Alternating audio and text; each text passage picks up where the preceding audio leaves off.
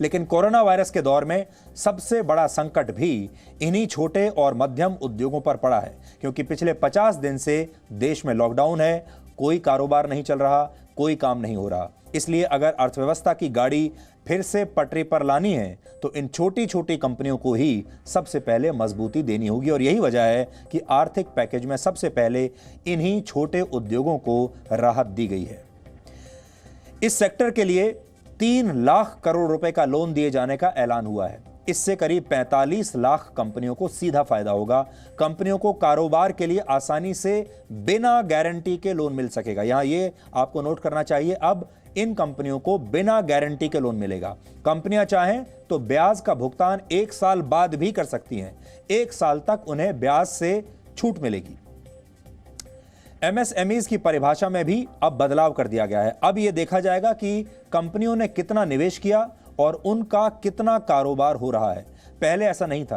पहले 25 लाख तक का निवेश करने वाली कंपनियों को माइक्रो माना जाता था, लेकिन अब 1 करोड़ रुपए का निवेश और 5 करोड़ रुपए तक सालाना कारोबार करने वाली कंपनी को ही माइक्रो माना जाएगा।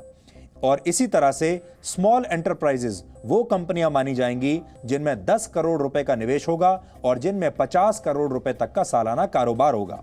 मीडियम एंटरप्राइजेज वो कंपनियां मानी जाएंगी जिनमें 20 करोड़ रुपए तक का निवेश होगा और 100 करोड़ रुपए तक का सालाना कारोबार ये कंपनियां करती होंगी। ऐसा इसलिए किया गया है क्योंकि हमारी घरेलू कंपनियां विदेशी कंपनियों के सामने कंपटीशन में इससे पहले टिक नहीं पाती थी। इन कंपनियों के लिए एक लिमिट थी कि वो कितनी रकम का निवेश कर सकते हैं। मान लीजिए अगर कोई छोटी कंपनी अपनी क्षमता बढ़ाने के लिए 25 लाख रुपए की कोई मशीन लगाना चाहती थी तो वो ऐसा नहीं कर पाती थी, क्योंकि उसे डर होता था कि उसे सरकार से मिलने वाली ये रियायतें फिर खत्म हो जाएंगी। अब निवेश की लिमिट बढ़ाने से ऐसा होगा कि जो कंपनियां खुद को बढ़ाना चाहती हैं और इन्वेस्ट करना चाहती हैं, अपने कारोबार को बढ़ाना चाहती हैं, अपने प्रोडक्ट को बेहतर करना चाहती हैं, उनके लिए सरकार ने नई संभावनाएं खोल दी हैं। अब वो निवेश के जरिए अपने प्रोडक्ट और अपनी क्षमता को बेहतर करके बाजार में विदेशी कंपनियों से टक्कर लेने की स्थिति में आ जाएंगी।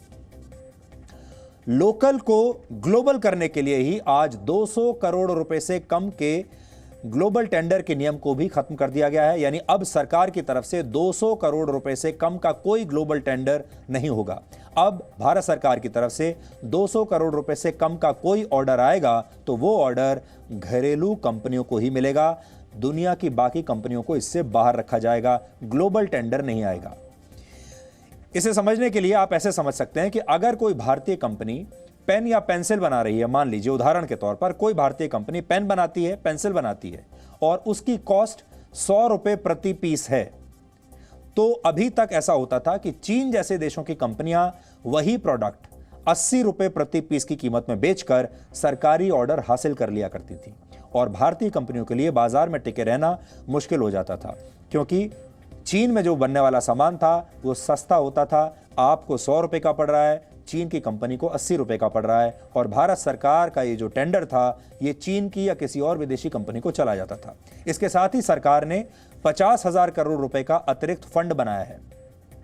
यह रकम उन कंपनियों को दी जाएगी जो कर्ज के बोझ की वजह से फेल होने की स्थिति में पहुंच गई हैं। आर्थिक पैकेज में इस बात को भी सुनिश्चित किया गया है कि किसी भी घरेलू कंपनी का पेमेंट 45 दिन के अंदर क्लियर हो जाए। यानी अगर किसी कंपनी ने किसी छोटी कंपनी से कच्चा माल लिया है तो उसे 45 दिन के अंदर फाइनल पेमेंट कर देना होगा, इससे ज्यादा वो रोक नहीं पाएंगे। आर्थिक पैकेज के तहत ऐसे बड़े फैसले इसलिए किए गए हैं ताकि हमारे घरेलू उद्योग की क्षमता को बढ़ाया जाए, उन्हें एक ही दायरे में न रखा जाए, बिजनेस बढ़ाने के लिए उन्हें प्रोत्साहित किया जाए। ये प्रधानमंत्री के उस आर्थिक मंत्र के मुताबिक है जिसमें उन्होंने कल लोकल के लिए वोकल होने और लोकल को ही ग्लोबल बनाने की बात कही थी। There are 6 major steps for the MSMEs. The first